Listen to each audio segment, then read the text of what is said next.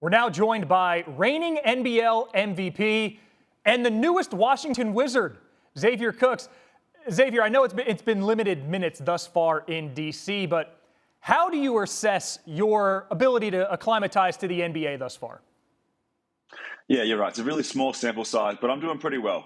I'm just really trying to get up to speed with the play, the terminology, and the NBA rules are kind of different over here, and just that kind of stuff. But I'm enjoying the process. You can talk about acclimatizing to the NBA. You also had to acclimatize to the fact that you played in Game 5 of an NBL Grand Final. You hop on a plane, you fly 10,000 kilometers, and you suit up right away for your NBA debut. At what point did you kind of feel like yourself here stateside with all that movement and time change? It probably took about a week. I remember that going into that game, I felt like a bloody zombie, just, so tired, have no idea what's going on, trying to learn the teammates' names, everyone's names, and all that kind of stuff. But it was still a lot of fun. You've said recently that looking back on your Summer League stint with the Warriors in 2018, I wasn't ready for the NBA. What's the most significant way that you've seen yourself become ready in the interim? I think my whole journey helped me out. Going to Europe's a pretty physical league, and that really helped me how to play physical. And then coming back to Australia and just learning the pace of the game and just a combination of those things and building confidence in myself, that really helped me get ready. Where the Wizards are right now on the ladder, on the outside looking in of the play-in tournament, in many ways the playoffs have begun. If you guys run the table, you still need a little bit of help to get in. How would you compare the mood in this locker room where guys are fighting for that position to the one you just came from in the NBL where a championship was won? It's a little bit different. I mean, obviously we're playing with desperation over here, but we're down some bodies right now. Brad's been out, Kuz is out, a couple of guys are out right now, so it's pretty tough. Whereas in Sydney, we knew it was kind of a level of like, we have to do this. Like, we're pretty certain we're going to get it done. We're going to just, buy into the game plan and get it done. But in Sydney, I was a lot more confident, I'll tell you that much. And what's the mood coming into a game against a team like the Celtics that are on the short list of title favorites?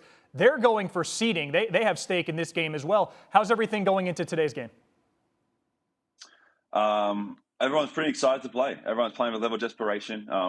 Obviously, they're a big team, and I'm looking forward to going against those kind of guys. But, yeah, I think everyone's pretty ready for it. Your contract runs through next season. How will you define success in your tenure in D.C.? Just be able to contribute to a game consistently, consistent minutes, and have positive impact in those games. I'm not going to try and put a score or, that kind of stuff. Just impact the game in a positive way on a consistent basis. When you found out that this contract was finalized, you were coming over from the NBL to the NBA, who's a player out there that popped out and you're like, wow, I'm going to be able to play against this guy in the coming weeks? Oh, man, the list goes on. The list goes on. I mean, every single game I go into the game, I'm like, man, that's Sabonis right there. He's a beast. Or like, that's Jokic, those kind of things. But either way, it's kind of cool to learn from their games and see how efficient they are on the court. We've seen Jock Landale have accolades in the NBL, come over to the NBA, have a measure of success. You are the newest one on that list. Again, reigning NBL MVP. You're in the NBA. Who from this season in Australia, and I guess New Zealand as well, the Breakers were a game away from winning a championship, do you look at and say, a franchise would be wise to pick up that guy? I'm going to be biased here and say my boy DJ. I mean, I think everyone can always use shooters, and he's an unbelievable shooter. Another one that sticks out would probably be Brantley. Brantley is a really good competitor. He's a talented. He can shoot threes. He can stretch the floor. There's a lot of guys, but they're the two that come to mind.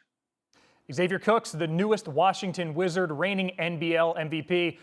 Hey, man, irrespective of how things turn out this season, best of luck in the rest of your time in Washington, both this season and beyond. It was a pleasure having you.